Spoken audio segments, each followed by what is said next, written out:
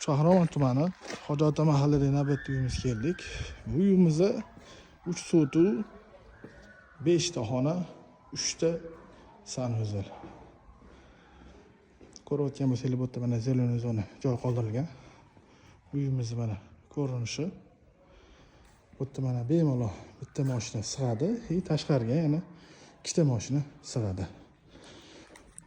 Ko'ringlar, obzor qilib beramiz. Narxini oxirida aytaman. Mana bizning kiruvishimiz. Bu zal. Zal ko'rayotgan bo'lsangiz kattagina.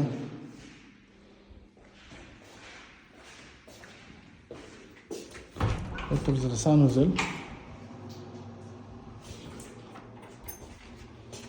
Bu bizning yana bitta xona.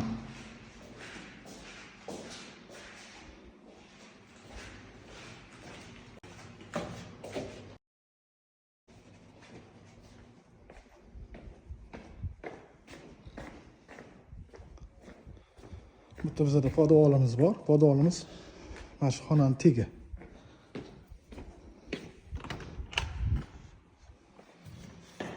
Bizda ko'rinishimiz shunaqa ko'rinishda.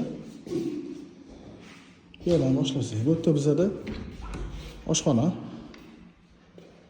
Oshxona kattagina.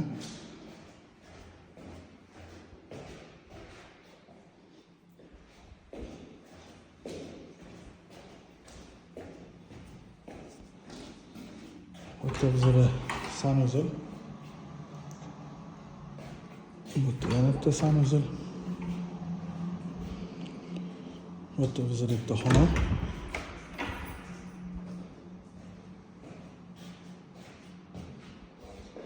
Bu yerda havolash uchun joy qoldirilgan. Bu yerda bizda yana bitta xona.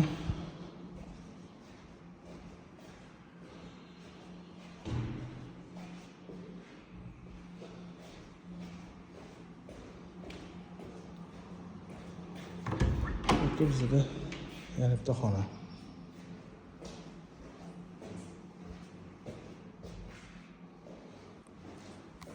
Biz bu uyimizga 136 ming so'raymiz.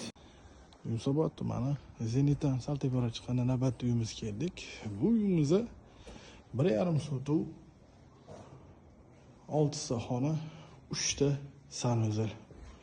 Ko'rishingiz mumkin, bu yerda mana bemalol bitta mashina sig'adi. Tashqariga 2 ta mashina qo'ysa bo'lar. Mana bu uyimizni fasad ko'rinishi.